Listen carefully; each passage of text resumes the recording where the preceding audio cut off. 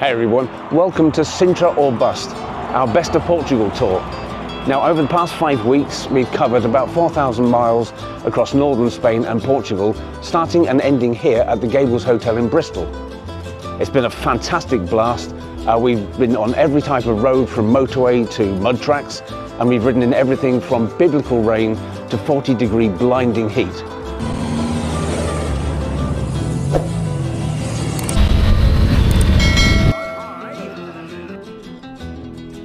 Human power. That flaming hot sausage. Welcome back after that short interlude. Now for the eagle-eyed amongst you, you'll have noticed that although my t-shirt hasn't changed, my background has. That's because I'm back home now, safe and sound, in the Isle of Man. And indeed, although this might be a teaser alert, all three of us made it home safe and sound back to our respective homes, although not necessarily in the way we had planned. If you want to know more about that, well, stay tuned. Now, a question I've been asked quite a few times is how do you make a 4,000-mile tour out of a trip to a country that's only 400 or so miles long? Well, the easy answer is we get lost. On purpose, of course. After weeks and weeks of meticulous planning and research, we came up with a route that avoided A-roads, that avoided motorways for the most part, and focused on mountains, scenery, great things to see, and fantastic riding roads. Now, every European tour starts with a ferry crossing, and this was a real doozy. As we arrived in Portsmouth, we were greeted by a magnificent sunset. Once we'd safely tied the bikes down, I set about recording that lovely sunset as the boat set out from the port. But our Mike had another idea. Got beer, come on! And so we set about making some new friends in the bar. Any long ferry trip can take a bit of a time, it's quite tedious. So we've made some friends with a group that identify themselves as the Alcoholics Anonymous of the Brittany Ferries trip. I want to introduce them to, here we go. This is John, Dara, Steve, you know. Lee's joined in, he's a couple behind, and Mike is obviously an alcoholic. Please get me out of here. I'm not a celebrity, but I just want to leave. I don't know who these people are. Yeah, I'd like and to. they've surrounded me with their I'd like to gadgets. go. I'd like to go as well because they're scary and they're horrible. I feel very intimidated. And all we have to say is, welcome to YouTube. And once we'd recovered a little, it was time to think about our route to Cangas. An hour of motorway plodding, followed by 3 hours of brilliant roads leading us to Cangas De Onis, the prettiest town in the Picos De Europa. Dispensing as quickly as we could with the formalities and getting the motorway stuff over with, we then set out onto those wonderful roads, only to find that they were wet, very wet. Now, riding the twisties in greasy conditions is a practiced art, and one bend certainly caught our Steve out. No harm, no foul, I guess, but it was certainly funny enough to play it again, but this time in slow motion. Now, we all get caught out from time to time, and if you carry on watching this video series, you'll see more of the same from the rest of us. Living on a small island as I do, I'll admit to being a fair weather rider. It's just not worth getting a bike out in grotty weather to get it dirty for a 20-minute outing, only to spend an hour then cleaning it. It's one of the many reasons that I like touring. It forces us out of our comfort zone. When you have a destination to reach, you don't really have any choice but to get on with it and ride through whatever weather or conditions come your way. If you ride carefully and you dress correctly, wet weather riding can be great fun.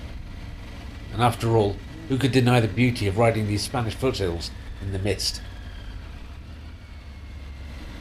Just as things were starting to improve, we came across a very messy and long-standing set of roadworks that run from Prettiest to Panis on the N621. I guess it's fair to say that no one likes roadworks, and this particular set have temporarily ruined a very, very good road.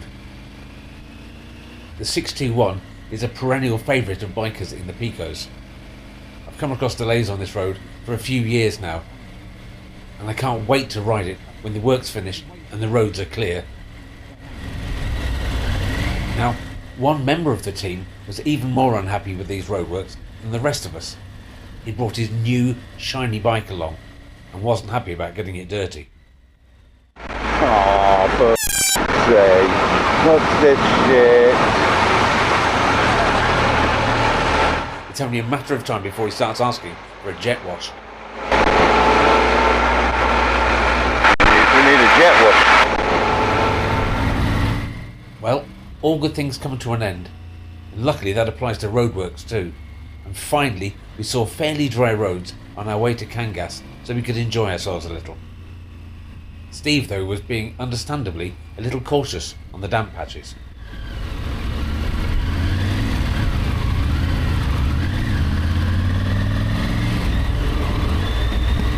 And finally we'd made it to that little corner of magnificence that is Cangas De Onis, and I couldn't wait to show the guys the cideria under the Puente Romano bridge, where we can sit down and have some chorizo and cider in true Spanish style. Now I regard Cangas De Onis as the capital of the Picos De Europa, sitting as it does above 4 beautiful national parks.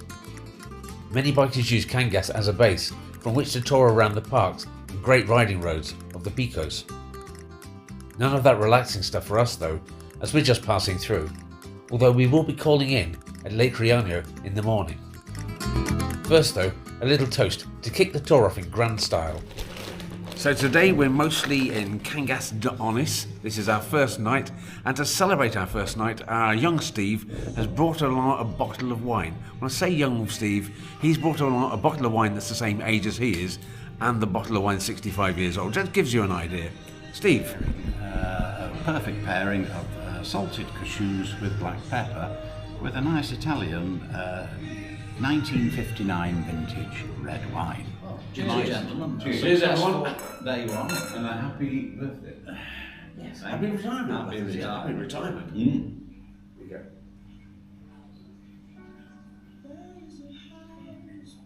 go. Well, it's travelled well. And with the ship safely launched, it was time to take to Cangas De Onis itself. Unfortunately, the cideria at the bottom of the Puente Romano bridge was shut, which was a bit of a disappointment. Mike and I had stopped here last year for some pouring cider and lovely chorizo, and I'd hoped to introduce Steve to the same.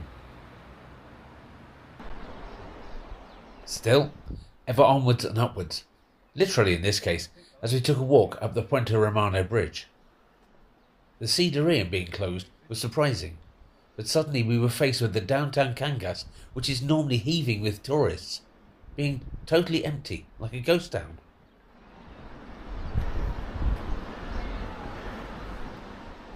Having the town pretty much to ourselves, we took a good look round, and even tried out a new bike for Steve, and eventually found our way to a cideria.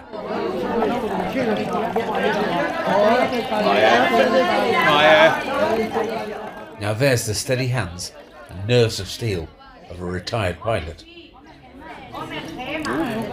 In case you're wondering, the cider's poured from height to add a little air into the mix, as the cider itself is very bitter without.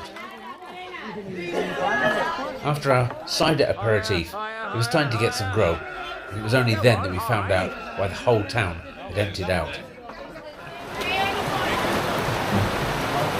By chance we found pretty much the only restaurant open in Cangas that night, and we settled in for a fish supper. Starting off outside with some drinks, we later moved in as the weather got worse and worse as the evening progressed, and eventually, when the rain eased off just a little, we made a break for our hotel. Back at our digs, all I could do was look out of the window and hope for better weather in the morning.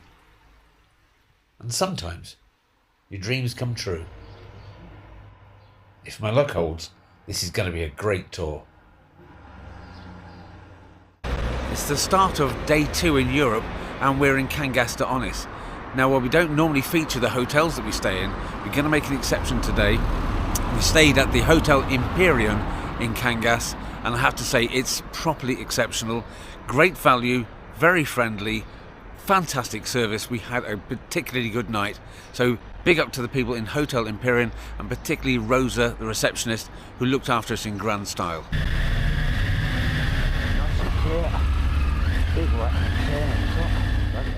So it's time for us to continue our adventure, this time headed west across Spain to the coast, via 3 towns, Oviedo, Lugo and Arenza.